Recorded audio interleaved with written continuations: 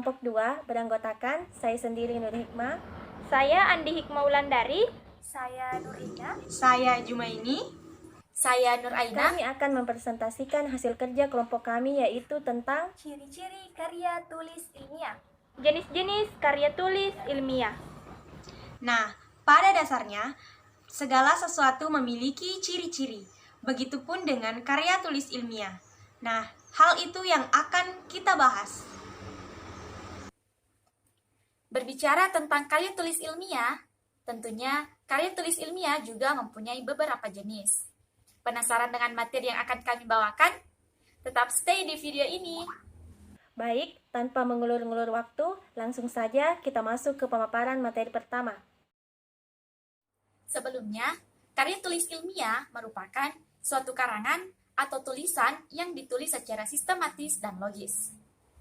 Adapun ciri-ciri karya tulis ilmiah yaitu yang pertama, mengacu pada teori sebagai landasan berpikir dalam pembahasan masalah. Ciri-ciri yang kedua yaitu lugas, artinya tidak emosional, tidak bermakna tunggal, dan tidak menimbulkan interpretasi lain. Ciri-ciri yang ketiga yaitu logis, artinya disusun berdasarkan urutan yang konsisten sesuai dengan panduan karya tulis ilmiah. Ciri-ciri yang keempat yaitu efektif, maksudnya suatu karya ilmiah harus disusun secara ringkas, padat, dan jelas. Nah, ciri-ciri yang kelima yaitu efisien, maksudnya hanya menggunakan kata atau kalimat yang penting dan mudah dipahami. Ciri-ciri yang keenam yaitu objektif, berdasarkan fakta, yaitu setiap informasi dalam kerangka ilmiah harus sesuai dengan fakta-fakta yang ada. Nah, ciri-ciri yang terakhir atau ciri-ciri yang ketujuh yaitu sistematis. Maksudnya, baik penulisan ataupun pembahasan harus sesuai dengan prosedur dan sistem yang berlaku. Itulah ciri-ciri atau itulah ketujuh ciri-ciri karya tulis ilmiah. Selanjutnya, jenis-jenis karya tulis ilmiah. Adapun jenis-jenis karya tulis ilmiah diantaranya, yang pertama makalah, yang kedua tesis, yang ketiga skripsi, yang keempat proposal penelitian, yang kelima adalah resensi. Jenis yang pertama adalah makalah. Tentu saja, kata makalah sudah tidak asing lagi bagi kita para mahasiswa. Bahkan, hampir di setiap mata kuliah, kita ditugaskan untuk membuat makalah. Ternyata, makalah adalah salah satu dari jenis-jenis karya tulis ilmiah, di mana makalah adalah karya tulis yang memuat pemikiran tentang suatu masalah atau topik tertentu yang ditulis secara sistematis dan runtut dengan disertai analisis yang logis dan objektif. Adapun jenis-jenis makalah yaitu yang pertama makalah deduktif, yang kedua makalah induktif, yang ketiga makalah campuran. Apa itu makalah deduktif?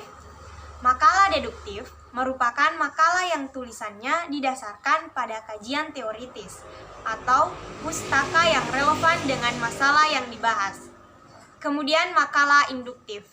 Makalah induktif merupakan makalah yang disusun berdasarkan data empiris, diperoleh dari lapangan yang relevan dengan masalah yang dibahas. Kemudian makalah campuran. Makalah campuran merupakan makalah yang penulisannya didasarkan pada kajian teoritis, digabung data empiris yang relevan dengan masalah yang dibahas. Adapun sistematika penulisan makalah berikut ini.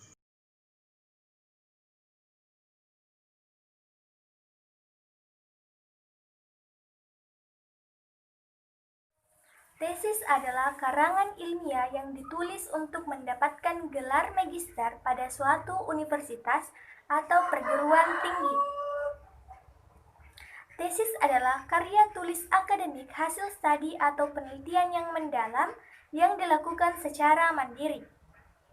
Tesis dapat dinilai berdasarkan yang pertama, orisinalitas dan bobot ilmiah dari sumbangan terhadap bidang ilmu yang bersesuaian dengan topik, disertai dalam penerapan teorinya.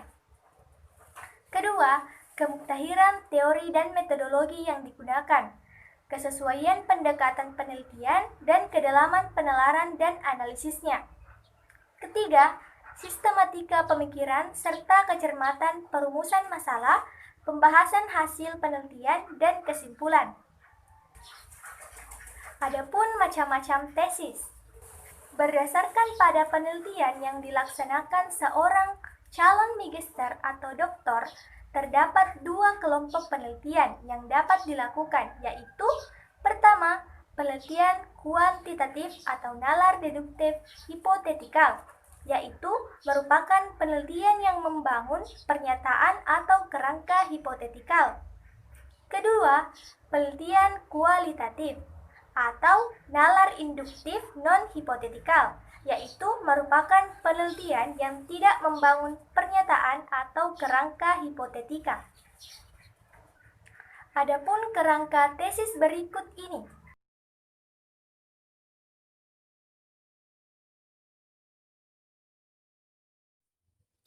Jenis-jenis karya tulis ilmiah yang ketiga yaitu skripsi.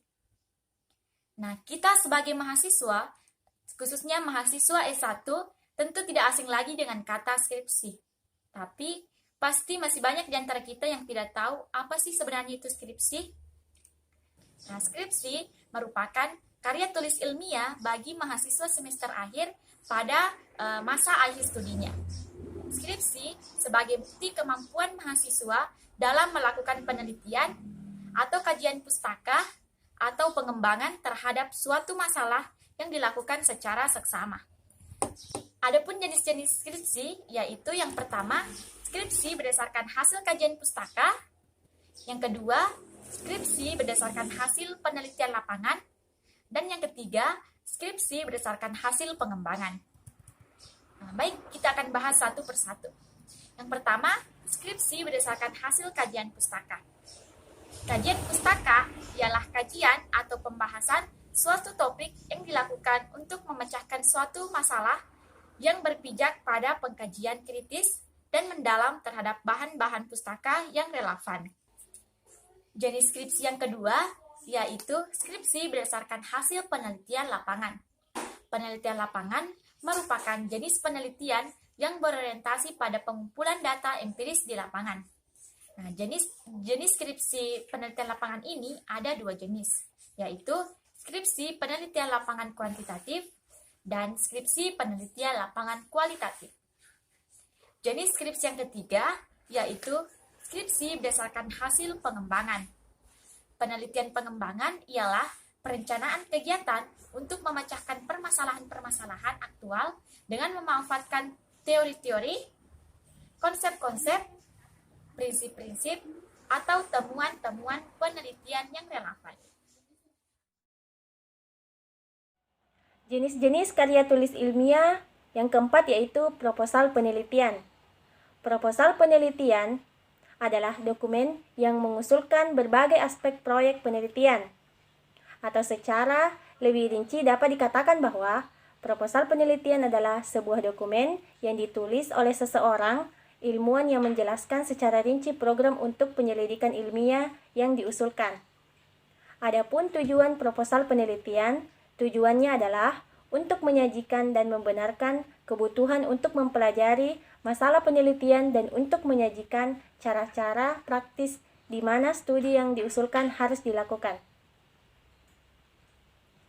Adapun jenis-jenis proposal penelitian, terdapat beberapa jenis proposal penelitian, antara lain sebagai berikut. Yang pertama, yaitu proposal penelitian pengembangan. Proposal penelitian pengembangan merupakan proposal yang digunakan untuk kegiatan menghasilkan rancangan atau produk yang dapat digunakan untuk memecahkan permasalahan aktual. Kemudian yang kedua, ada proposal penelitian kajian pustaka. Proposal penelitian kajian pustaka adalah proposal yang ditulis untuk melaksanakan penelitian dengan tujuan memecahkan suatu permasalahan yang ada, yang pada dasarnya yang bertumpu pada penelaahan kritis dan mendalam terhadap bahan-bahan pustaka yang relevan. Kemudian yang ketiga ada proposal penelitian kualitatif. Proposal penelitian kualitatif adalah proposal yang ditulis dengan tujuan untuk mengungkapkan permasalahan secara holistik konstekstual melalui pengumpulan data dari latar alami dan memanfaatkan diri peneliti sebagai instrumen kunci dalam penelitian. Dan yang terakhir, ada proposal penelitian kuantitatif. Proposal penelitian kuantitatif adalah proposal penelitian yang ditulis dengan menggunakan pendekatan deduktif-induktif, yaitu pendekatan yang diawali dari suatu kerangka teori, gagasan para ahli, ataupun pemahaman peneliti berdasarkan pengalamannya. Jenis-jenis karya tulis ilmiah yang kelima yaitu resensi. Resensi berasal dari bahasa Latin, yaitu repetitor atau recenser, yang mengandung arti melihat kembali, menimbang, atau menilai.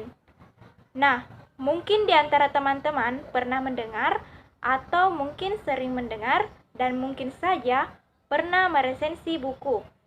Nah, ternyata resensi termasuk dari jenis-jenis karya tulis ilmiah.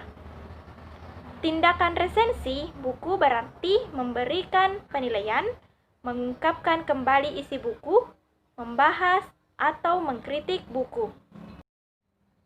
Pemuatan resensi setidaknya mempunyai 5 alasan diantaranya. Yang pertama, memberikan informasi dan pemahaman tentang apa yang nampak dalam sebuah buku.